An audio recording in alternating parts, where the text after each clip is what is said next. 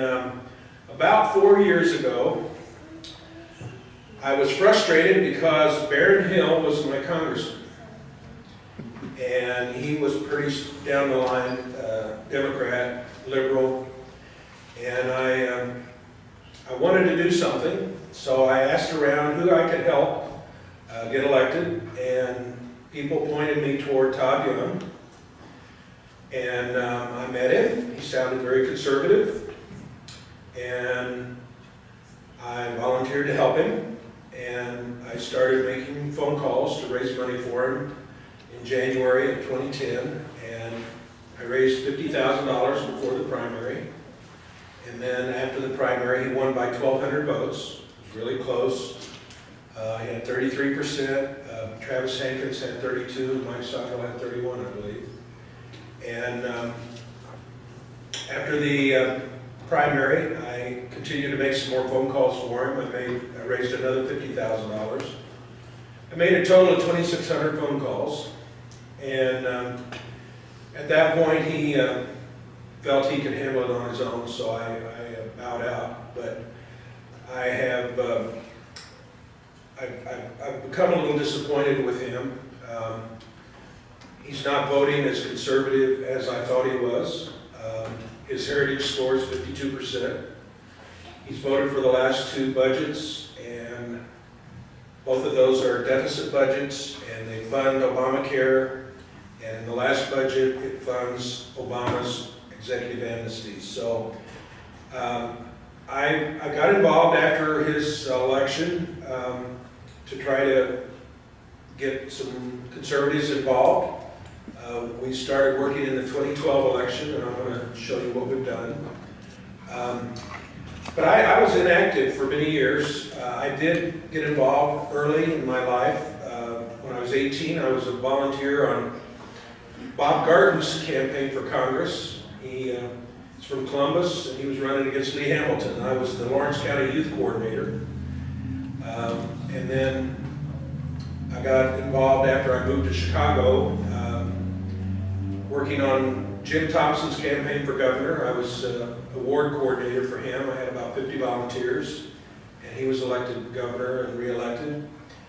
And they asked me to run for state senate, and I ran in 1978 against a very liberal Democrat in Chicago. I was a Republican candidate. And I think I got about 13,000 votes to her 26,000. So it was, if you've heard of Cabrini Green, that was in the district. That's where 500 people vote Democrat and 5 vote Republican. And many of those are stolen. And they were stealing them back then. They would take people around in vans, and people would get a card, and that's what their name was when they go in to vote. And they vote about half a dozen times. So they stole about 200,000 votes back then in the city, and it's been cleaned up a little bit, but it's still Chicago. In 1980, they asked me to run for county office, commissioner of the sanitary district, which was in Cook County, and that was 1980, 30 years old. And I met 100,000 people that year, standing on the bus or the train stations downtown Chicago and on the street corners every day for lunch. Train stations in the morning and then in the evening. Ronald Reagan was on the ballot that year, and he had 42% in Cook County, and I had 43%. I had 787,000 votes that year. I stayed involved. I became the state chairman of Young Republicans and doubled the number of clubs that we had, and was thinking about running for state controller, because if Reagan could win Illinois with 42%, I thought I might have a chance of winning statewide with 43%. So I traveled all over Illinois. I visited every county. I got 15,000 signatures, and I got signatures from every county in the state. I filed my petitions, and the governor decided he wanted somebody else. And I could have stayed with it, but 81, 82 turned out to be a bad Republican year. And nobody else won that year other than the governor. But he asked me if I would join his administration and withdraw from the race, and I did that 2 months before the primary. But my campaign manager was in the hospital, and I had a 1-year-old child, and the company I was working for told me I was losing my job because I was involved. So I had no choice, and I joined his administration and worked in state government for a couple of years. And then focused on my career the rest of the time, and until I got back to Indiana. So now I'm going to tell you about what we've been doing down in the People's Republic of Bloomington. Who are the Grassroots Conservatives? What are our values, our mission, what we did in the last 3 years, and what are our plans? We're conservative Republicans. We're Tea Party patriots. We're libertarians, constitutional conservatives, independents. Our group is open to anybody that considers themselves conservative. We believe in fiscal responsibility, constitutional limited government, economic freedom, and individual freedom. And constitutional limited government also means we support the Convention of States, which is in Article 5. That is a constitutional way to limit government, and we're supporting that. We want to promote conservative public policy issues, support true conservative candidates, not rhinos, and not candidates that come into our district and talk conservative and then go someplace else and vote liberal or moderate. And you know who I'm talking about. We are recruiting people to get involved and run for office. We've had a few people get elected. We did recruit a lot of people to run for precinct committeeman 3 years ago, and we're going to do that again. We recruited 40 people to run in 2012. 35 of them got elected, but we have 82 precincts. So if you don't fill the position, the county chairman can appoint somebody. And in my county, our county chairman goes to MVets and picks people that they play euchre together, and they ask them to come and vote and not do anything else. They're actually told they don't have to do anything. So, but we made an effort, and I will talk a little bit more about how that turned out, but we were able to get a lot of those 35 to appoint vice committeemen, but it still wasn't enough. We held 11 meetings that year. We had 130 people that attended at least one meeting. The most we had at a meeting was 34 people. We raised $9,000, and we bought 2,500 of those had enough Vote Republican yard signs. There's some in the back if you want to take one with you as a souvenir. We also bought a couple billboards. One of them was on Highway 37 going south into Bloomington. Maybe you saw that. Then one was in town. We had some bumper strips and also some radio ads. That was our logo. We stole that from Dallas Republicans. And I thought it was pretty good, and it turned out to be very good. We distributed 2,300 yard signs out of the 2,500. We wrote letters to the editor. We increased the straight Republican vote by 134%. We were able to cut Obama's margin in Monroe County in half. In 2008, he carried Monroe County by 20,000 votes, and we were able to knock that in half. So that was pretty good. Remember, Obama carried Indiana in 2008, and he lost Indiana to Romney in 2012 by 75,000 votes. So we didn't want him to win Indiana, and we were one of the few states that changed from 2008 to 2012. I was on the local radio station on election night. I was the Republican voice from 7 o'clock to midnight, and that was fun. There was a Democrat there, and we argued back and forth. But I said on the evening of the election that there will be one crisis after another with Obama, and it's turned out to be true. If you think about it, ever since he got reelected, there's been one screw up after another. Why do you want to recruit more volunteers? Well, they give you political clout. You can make phone calls to legislators. You can put pressure on them. You can send emails. You can have an influence. You can hold the politicians accountable. You can support conservative candidates with your volunteers. You can get out to vote. You can develop new leaders to run for office in the future.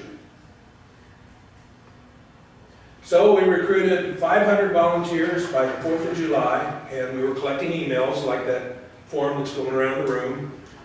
We were calling Republican primary voters and asking them if they wanted to be involved.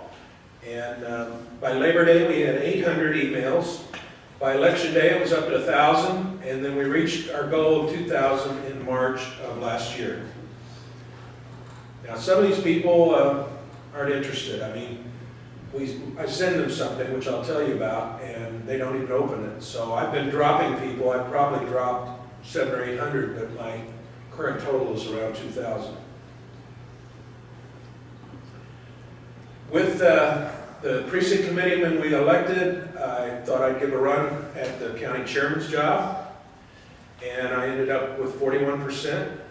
And the problem was he was able to appoint people who only come to vote, and they don't do anything else. You never see them the rest of the year.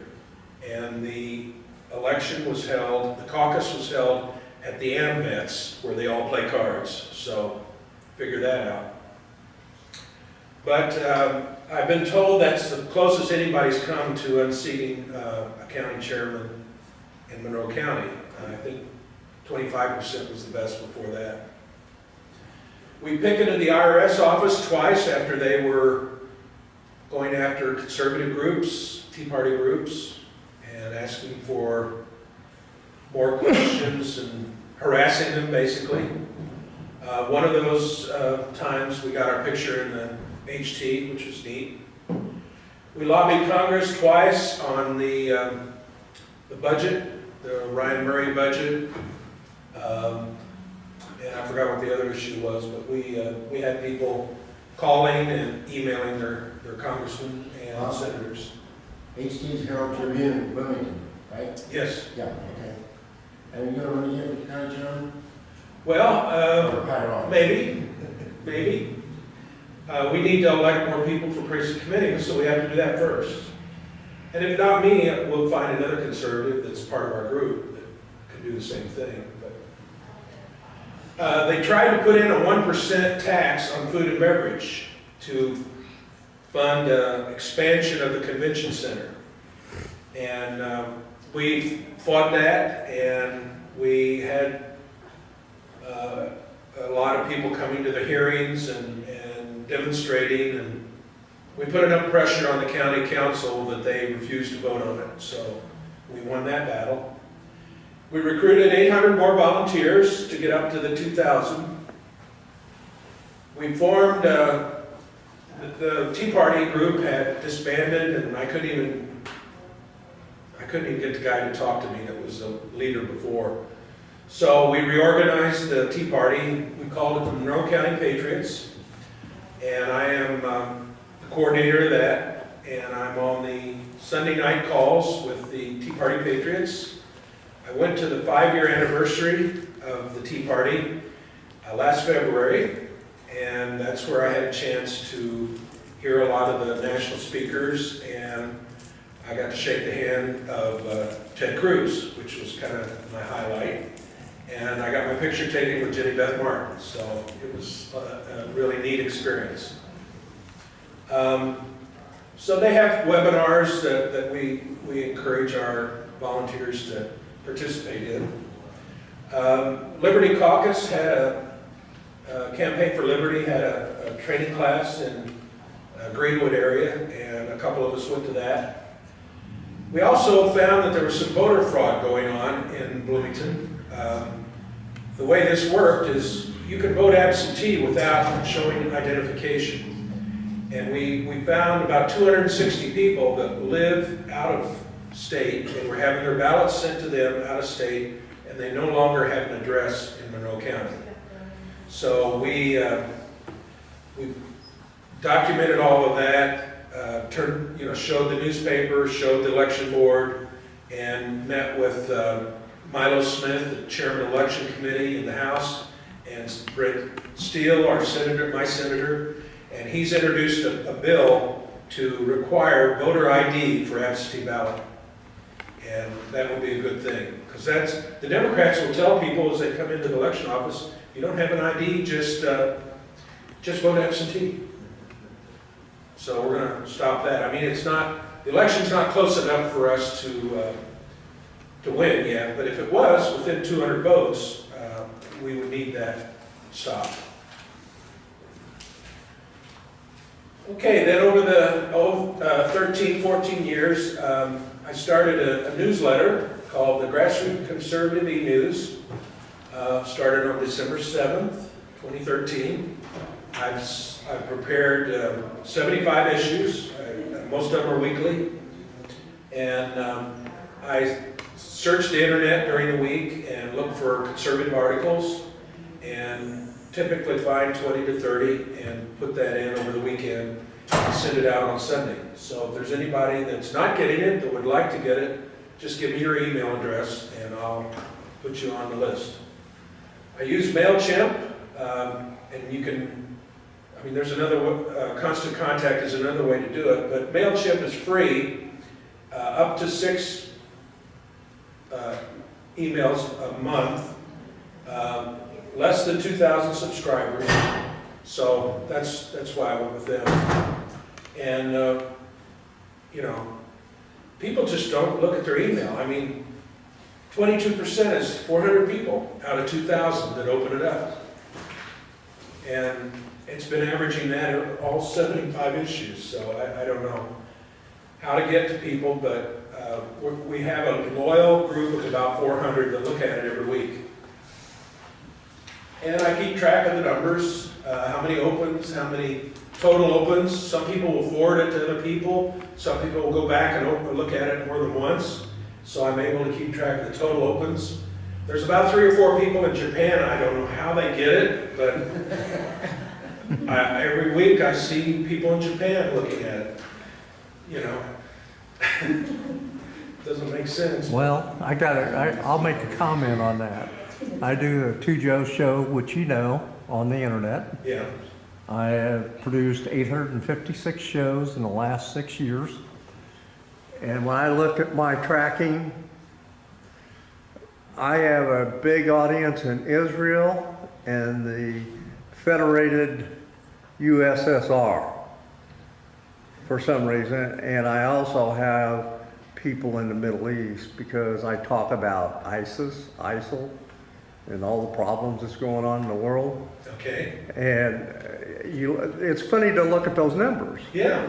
It really is. And you can tell, do they stay? Do they go? How many times they come back? It's a very interesting tracking thing that you can look at. But it blows my mind to see what my foreign audience is. Yeah.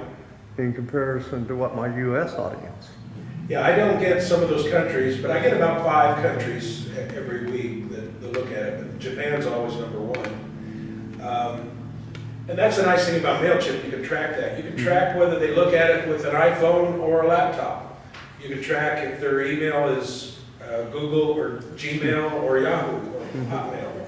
So there's interesting features, but it's really easy to put it together. And I haven't looked at that one. I might start one. Yeah.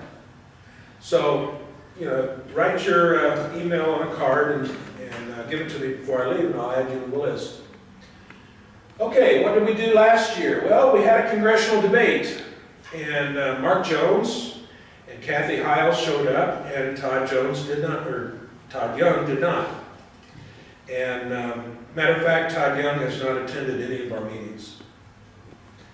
But we had a very lively debate, and at that meeting we had our largest attendance so far, which was 92 people, and we got publicity in both newspapers, the IDS student newspaper on campus, and the HT, the Herald Times. We had a straw poll at our April meeting, and for the congressional race and any of the contested local races where we had more than one Republican running. and we had a good turnout for that too. We had a Heritage Skills Clinic. Stephanie came down and put that on for us, which we really appreciate. And I'm a Sentinel now, or I have been for a while, and I'm on their Monday calls at 5:30. So that's a very good contact to have, and I really enjoy those calls. And if you miss a call, you can go, they give it away where you can go in and listen to it on tape, so that's good too. I was one of the Republican delegates to the state convention in Fort Wayne, and had a lot of fun with that. We raised $9,000 last year, $8,000 in 6 weeks for yard signs, and we bought 4,500. We have about half left over, so we'll be able to use those in the future. And I had about 3 or 4 counties that wanted to buy some, so I sold them some, $2 each, so I'm willing to do that if anybody is interested. So our expenses were mostly for room rental and meeting expense, and there was a period where I went over to 2,000 names and I had to pay $30 a month for MailChimp. But raising $8,000 in 6 weeks is not bad. So we had focus groups, and we started with 10 different designs for yard signs, and every meeting we narrowed it down to the 3 that we ended up with. They wanted to stay with the Had Enough, so we ordered those again. But we came up with Fed Up, Vote Republican, and For Freedom, Vote Republican. And that one is very popular. So I've got a few of those in the back if you want one. We held monthly meetings at the end of the month. We asked people if they'd like to make phone calls or write letters to the editor or whatever their interest was. We tried to be action-oriented. The regular Republican meetings are like a social club. They don't ask them to do anything. They just, sometimes they have speakers, sometimes they don't. But they never ask anybody to do anything. They're not action-oriented, and they also never have precinct committee meetings. From June, when we had a caucus to fill the ballot out, until the election in November, there were no Republican precinct committee meetings. And I'm a precinct committeeman. I was never asked to do anything. They never had anything. They never handed out anything to us. They never asked us to help get poll workers or anything. Nothing. Zero. Candidates would come to our meeting, and we would let them talk.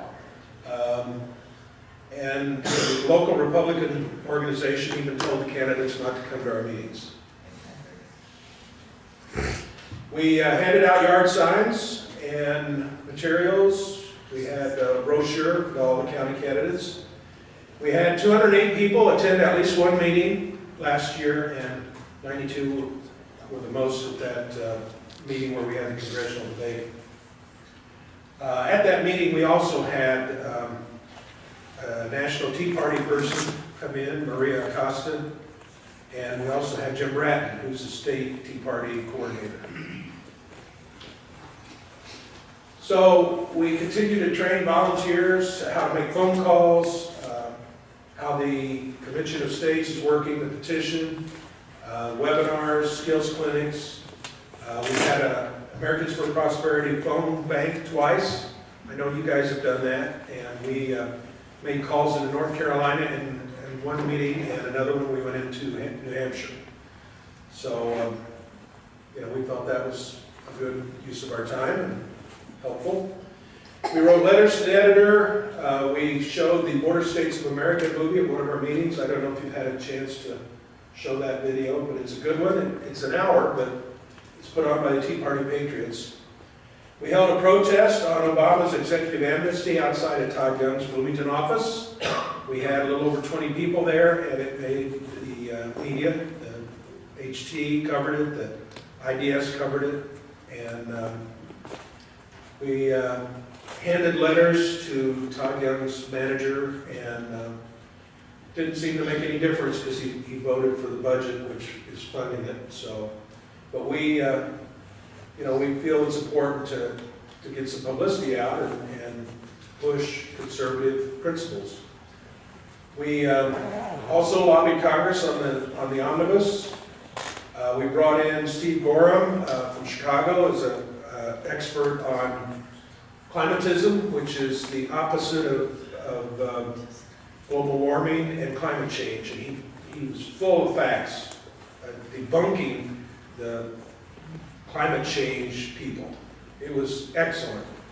And the local community TV came in and filmed it, and they're now rebroadcasting it, which I list on my newsletter. Bob, he was on the radio, on Sean Hannon's radio show. Really? Oh, yeah. When? Oh, just a couple days ago. Okay. Debating some lady who was a peace, what do you call it? A green Peace. front, I think it's called. Not green peace, green front, I think. Okay. So, Well, we asked him if he'd like to come back and debate somebody on campus, and he might do that. I know he's been to Texas speaking, but this was it was an outstanding presentation. I mean, some of you were there. Brent was there, and it was outstanding. Okay, so what is all this doing? You know, if it's not improving the vote, why do it? Okay, so here are the results. We increased the straight party GOP vote 134% in 2012. It went from about 3,500 up to 8,500. Straight ticket voting for Republicans. And then it went up again in this last election. And I'll show you charts of the results. We went from a 32-68 two-party vote on straight party to 49-51. We were able to increase the Republican straight party voting, but discourage the Democrats. See, not only do these signs help you get your Republican vote out, but they discourage the Democrats. They don't vote. So it helps in two ways. We reduced the state Democratic winning margin from 5,700 to 1,400 in this last election. And that's looking at the down ticket races like treasurer, auditor, and secretary of state, looking at those offices, attorney general, because a lot of people don't know the candidates, so they vote the ticket on those races. We improved the GOP vote share on those races from 41.59 to 47.53. We're not over the hump yet, but still the People's Republic of Bloomington, you know. As long as you can get it close, you're doing some good, because the more you can knock down that Democratic margin coming out of Monroe County, the more it helps your statewide ticket. We improved 3 GOP state rep candidates' votes in 2014, and you know Peggy Mayfield. She picked up 3,000 votes in Monroe County this last election. Yeah. I didn't know you were here. Yes, you see it. But we also helped the other 2 state reps. So we were very proud of that, and we we'll do it again. Okay, here's a chart showing some of the results over these last 4 elections. You can see over here on the left, it's 2008, that's when Barack Obama was on the ballot. And the straight Democrat vote was 8,000 and the Republican was about 3,500. And here, this was an off-year election, it went down even more. And the Democrat was around 6,000. And then in 2012, both of the straight party votes went up. But look at the Republican vote, it went from under 4,000 to over 8,000. Straight party voting, and it's because of those signs. The Republican organization didn't do anything. So, it's the signs. And then this last year, look at that. We knocked that Democrat vote down, and we kept, we maintained ours, basically. And I'll show you another chart on that.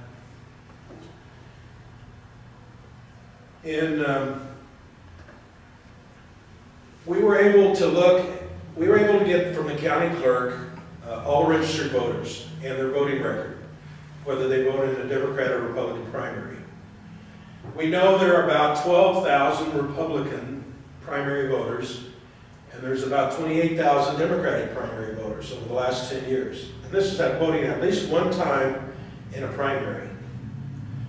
So in this last election, you can see that we were able to hold on to our Republican primary voters We got 94% of them to vote.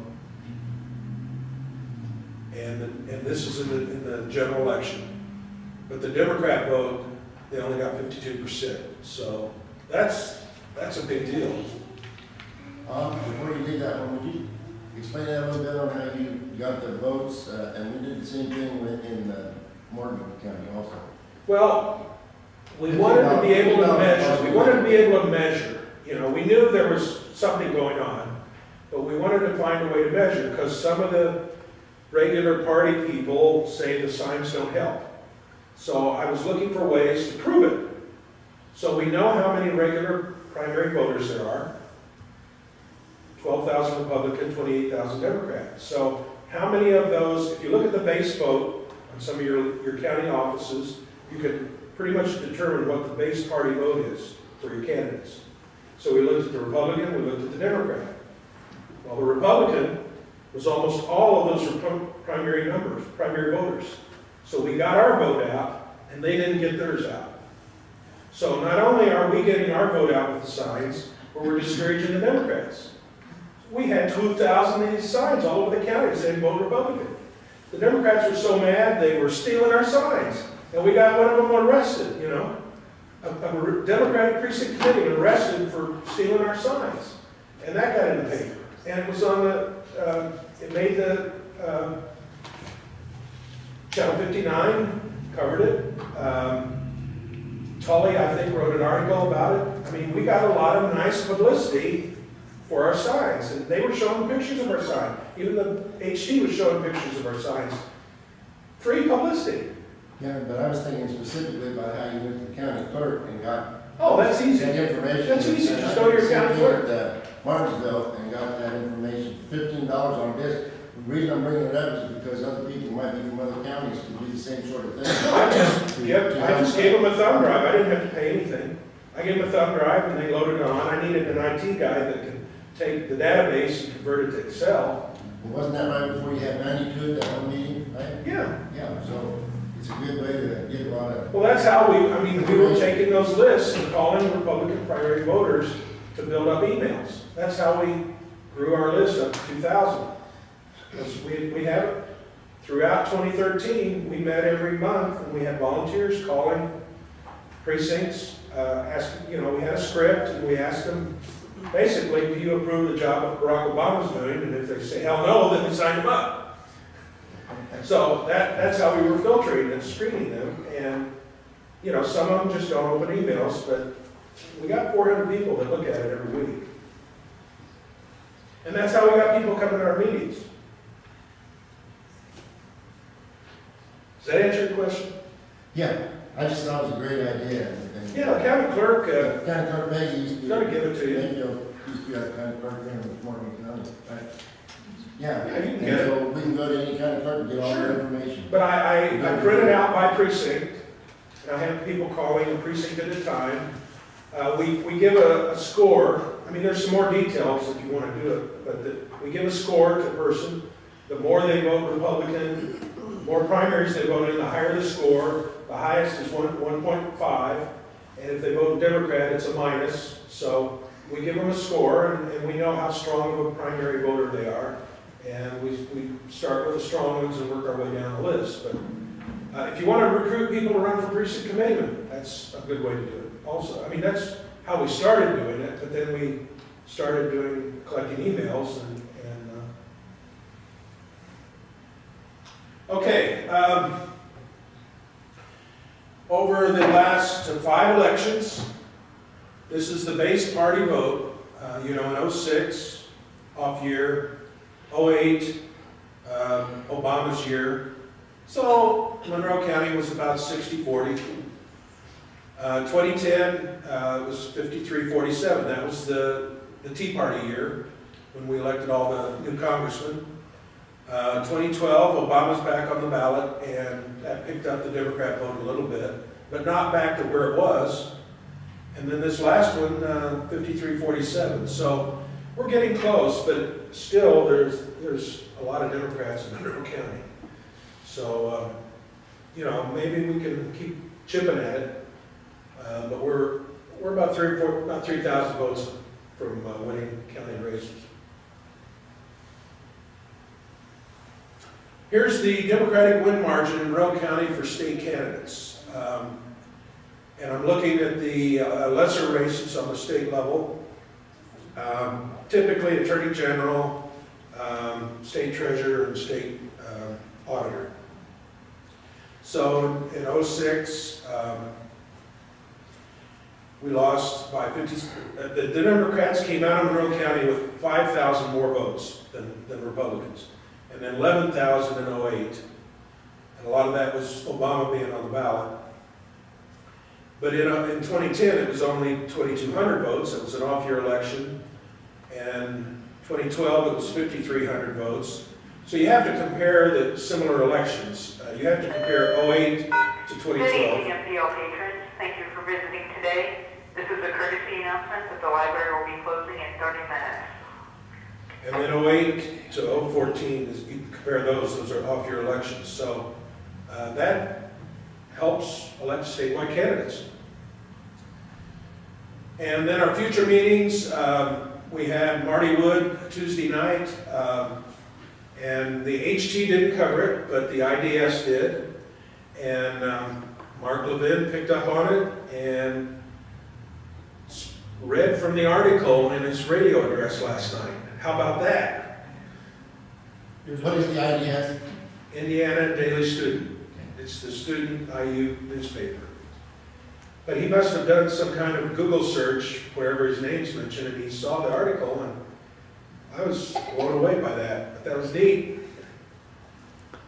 But Marty did a good job defending the Convention of States. We had about 4 or 5 hardcore anti-COS people there, and they seem to be John Birch Society, Phyllis Schlafly's Eagle Forum tend to be the ones that are against it. Some Ron Paul people, Liberty people are against it, but he answered all the questions and did a real good job.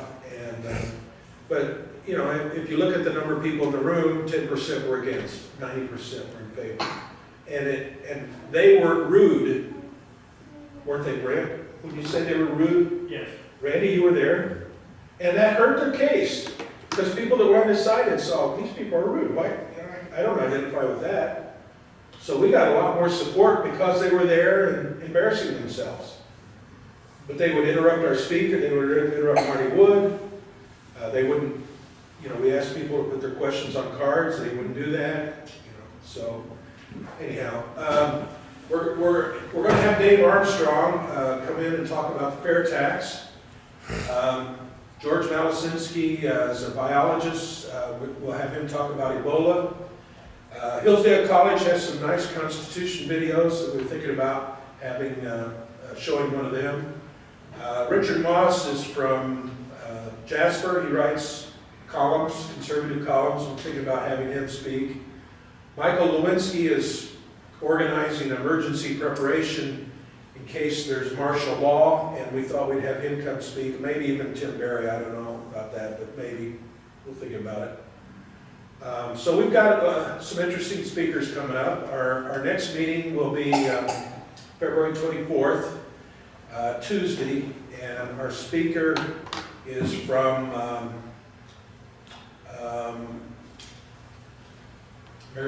Americans for Prosperity, I believe, state directors. So Meetings are generally at the morning. well, they're at the library because it's free. So we can hold a lot of people there. So that meeting will be at the library. We did some lobbying opposing Boehner for speaker. We got involved.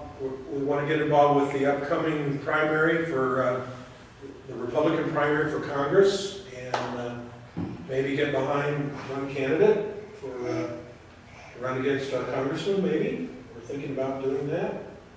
And Have you got any feelers out who that's going well, to we're be? looking for people. If you know somebody, let us know.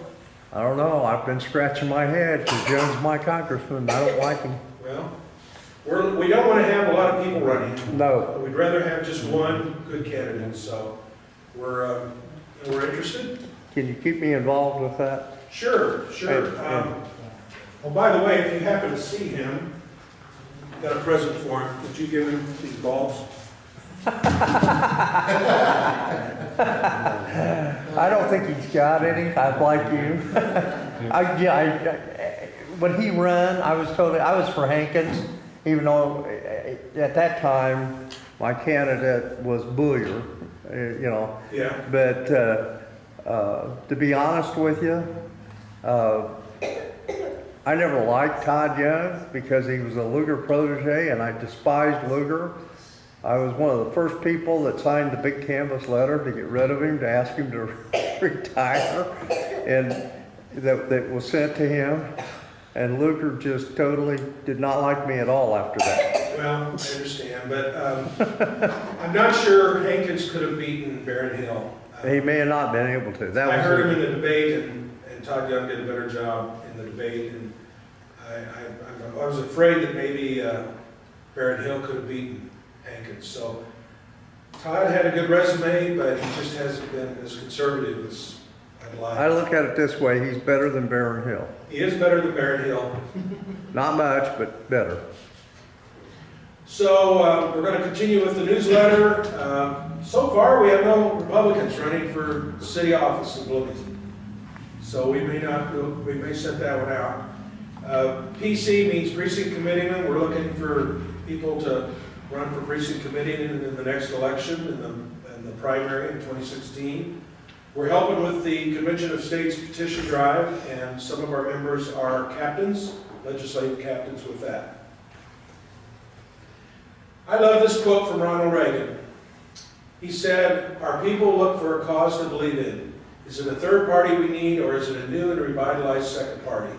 Raising a banner of no pale pastels, but bold colors, which make it unmistakably clear where we stand on all the issues governing the people."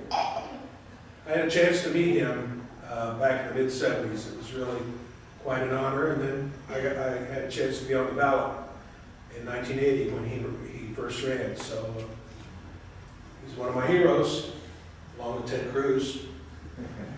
Ted Cruz is actually the closest one to Ronald Reagan in charisma and issues and style and everything. So I think he's going to go far. Okay, any questions?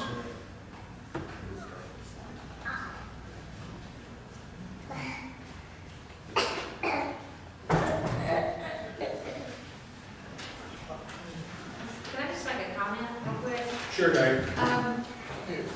As most of you know, I've been involved in campaigning and traveled the state quite a lot in the last 4 or 5 years. And I first met Bob when I went to one of his first meetings in Bloomington back in 2011, 12, I can't remember which year. And having attended meetings on both the GOP, I've been to pretty much every county GOP for something. I've been to pretty much every Tea Party meeting around the state. Bob's Monroe County excited me. Because they were doing something. Many people in the Tea Party movement will talk about GOP, that they have breakfasts, they have speakers, but they don't do anything. Well, quite frankly, you see that in the Tea Party movement too. They've got wonderful speakers. They get all fired up about another issue, but when they leave, they don't do anything. They might actually call a congressman or write a letter, more so than the party does, but that's about it. They don't do anything when it comes to helping really elect people. And so it's kind of, you see the same thing, but in Bob's group, they actually did things, physical things you could see in their community. And one of the first meetings was to try and get more people on their email list. And yes, maybe not every, I imagine it's a different 400 people that opens your emails. But I mean, all of a sudden, they went from nobody on their email list to they had 1,000 and 2,000. I mean, that's quite impressive. I think Katie would admit from a campaign standpoint, if you get 2,000 people on an email list, that's pretty darn good. I mean, so that was what I've enjoyed about Bob's. He's a doer. And I knew you were an engineer. I didn't know it was an industrial engineering background. And if any of you've ever seen or read the book Cheaper by the Dozen, that book probably has influenced my life more than anything. And the father in that was an industrial engineer. And it was all about how to do things and do things orderly with this little movement and work as you can to be efficient. It's all about efficiency. And so that makes sense. With all your charts and things, I get it. That's the way I think. and you have to be efficient to accomplish things. So thank you. Let's give Bob a hand.